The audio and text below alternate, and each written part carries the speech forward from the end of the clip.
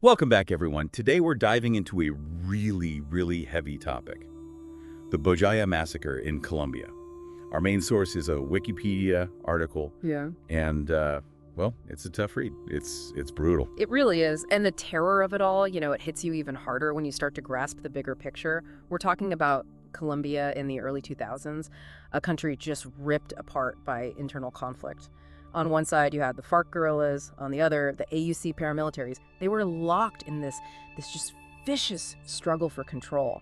And one of the key territories they were fighting over, the Atrado River region. So this wasn't just some random act of violence. This massacre was a direct result of this huge, incredibly dangerous situation. Right, exactly. The Atrado River, it was a critical drug trafficking route, essential for moving weapons, illegal goods, you name it. Whoever controlled it, well, they held a lot of power. And that's why Bella Vista, this small town right on the river, became such a strategic target. Yeah, the Wikipedia article describes how in April 2002, something like 250 AUC paramilitary just rolled into Bella Vista. Can you imagine? A small, peaceful town suddenly occupied by all these heavily armed fighters. It's hard to fathom the fear the residents must have felt.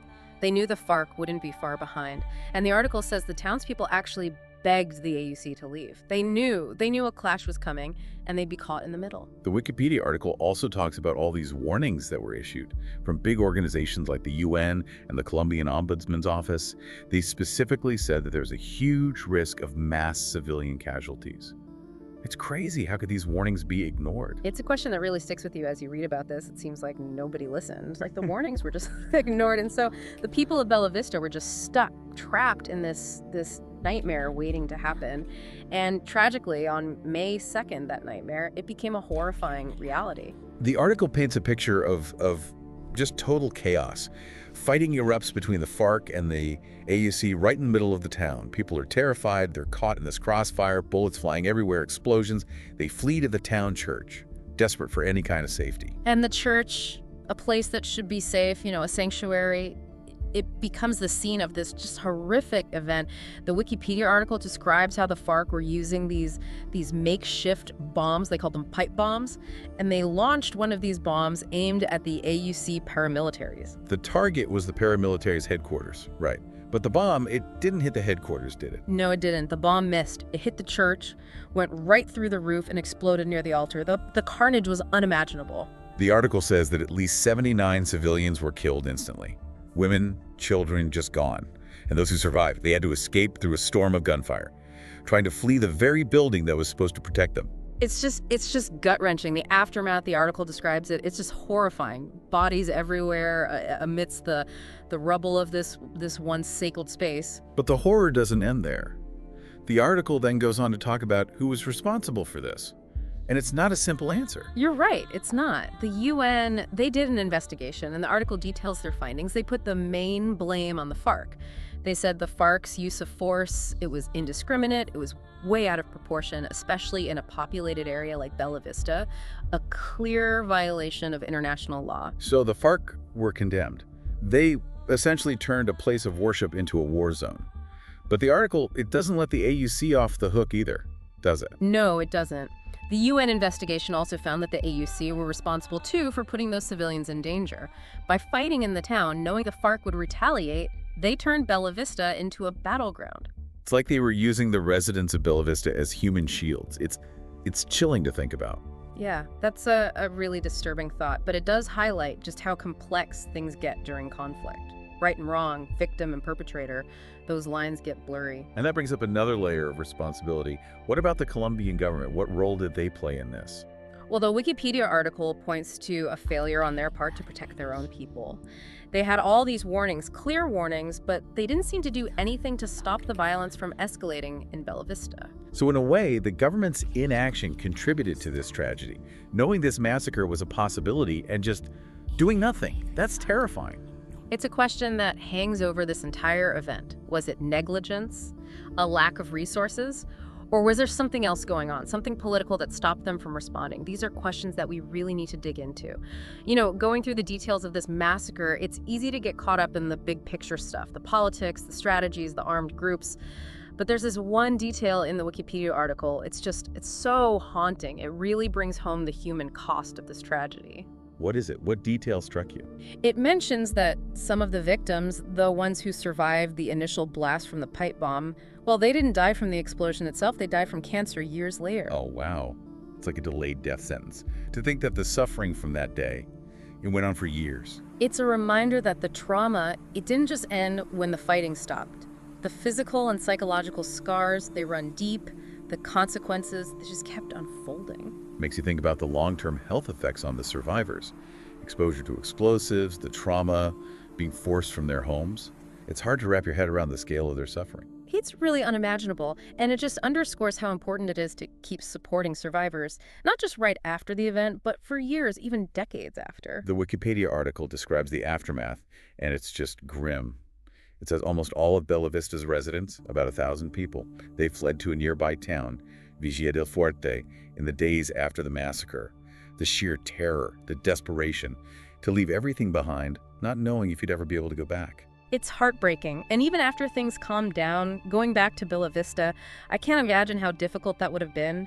The town was destroyed, the church, just a constant reminder of the horror.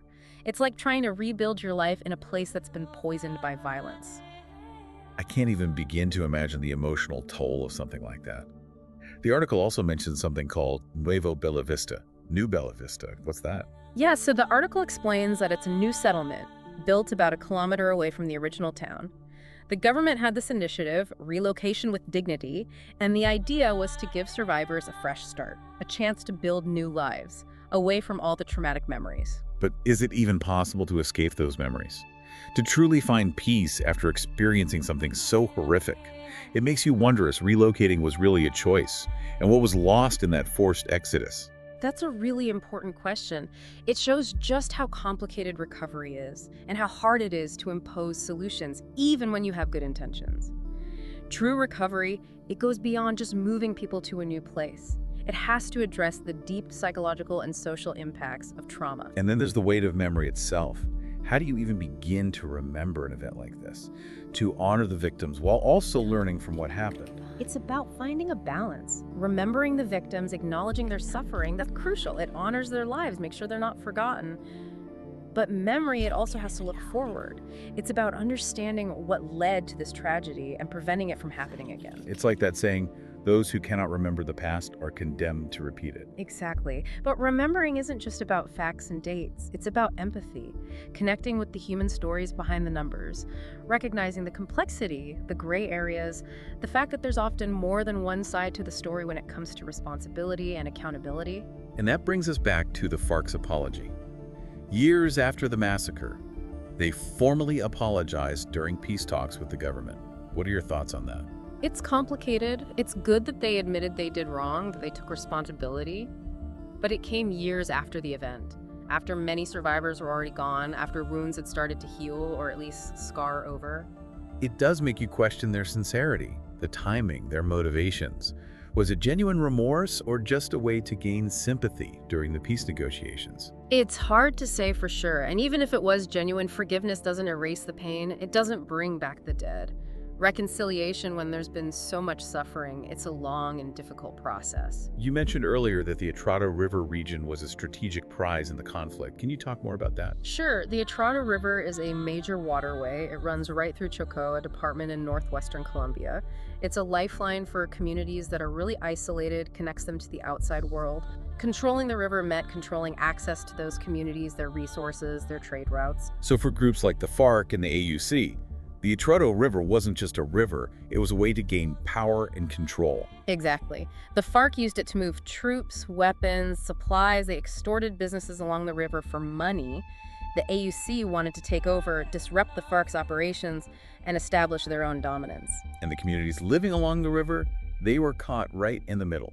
Their lives, their livelihoods, all at stake in this fight for control. Their lives were completely disrupted. Their homes became battlegrounds.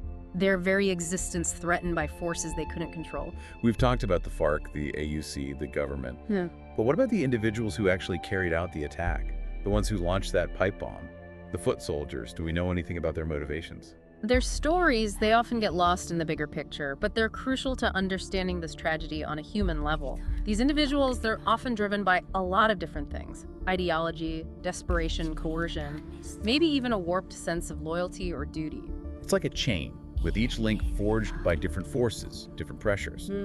It's unsettling to think about what it must have been like to be in their position.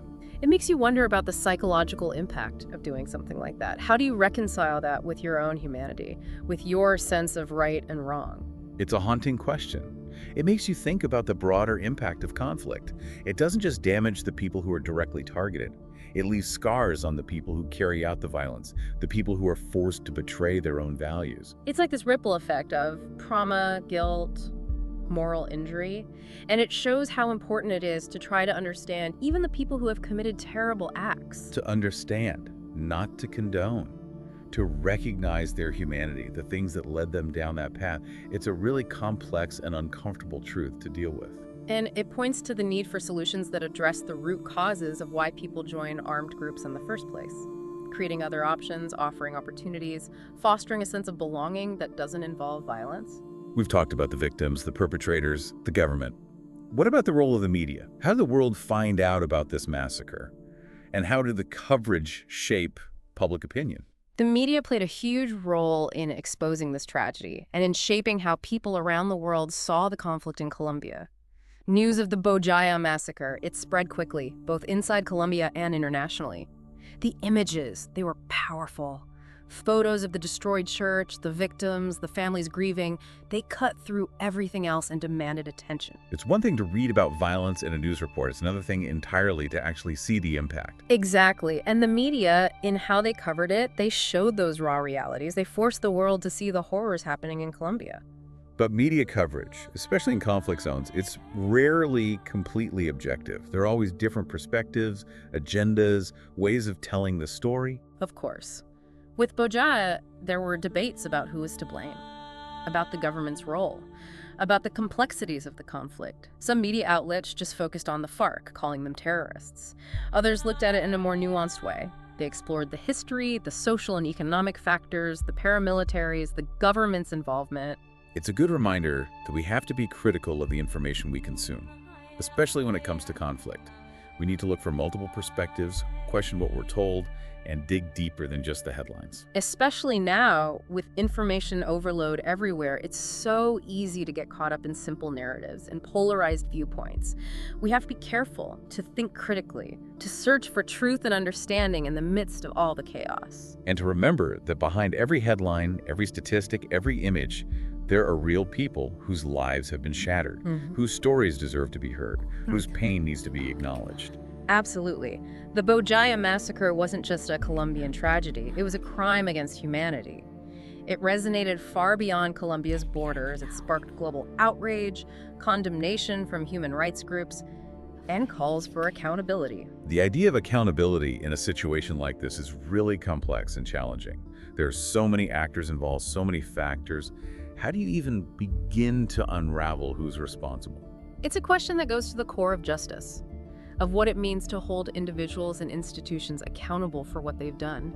It forces us to confront the fact that there are often no easy answers. It's not just about assigning blame, though.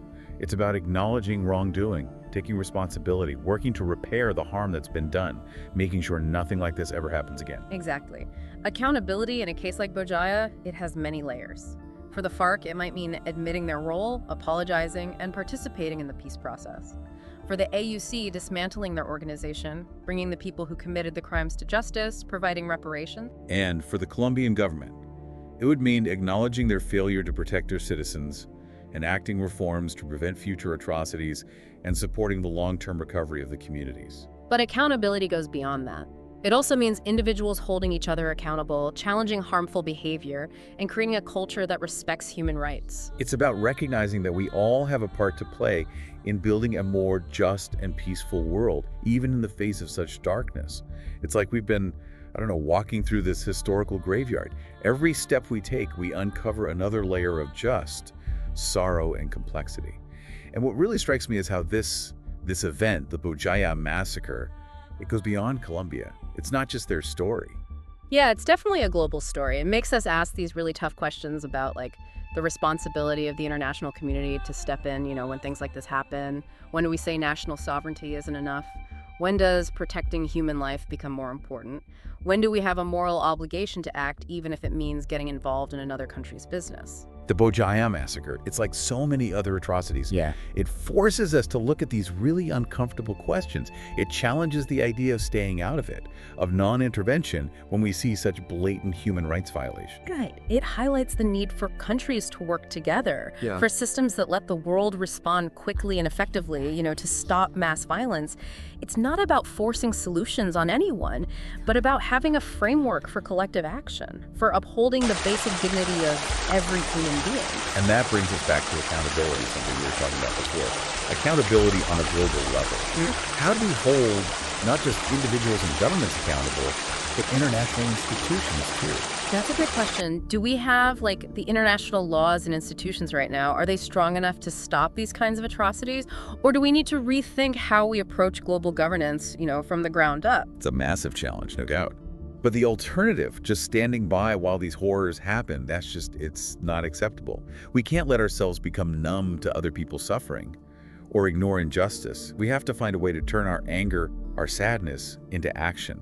To build a world where things like the Bojayá Massacre are just a distant memory, a thing of the past. And that takes us back to what we can do as individuals. It's easy to feel overwhelmed, right? To feel powerless when you look at these huge systemic problems.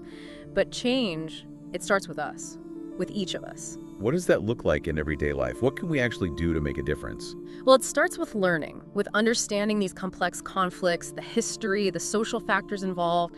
It's about questioning our own biases, facing prejudice and discrimination wherever we see it. It's about amplifying the voices of people who are marginalized, the people fighting for justice and peace in their communities. It's about choosing empathy over apathy, action over indifference. Exactly.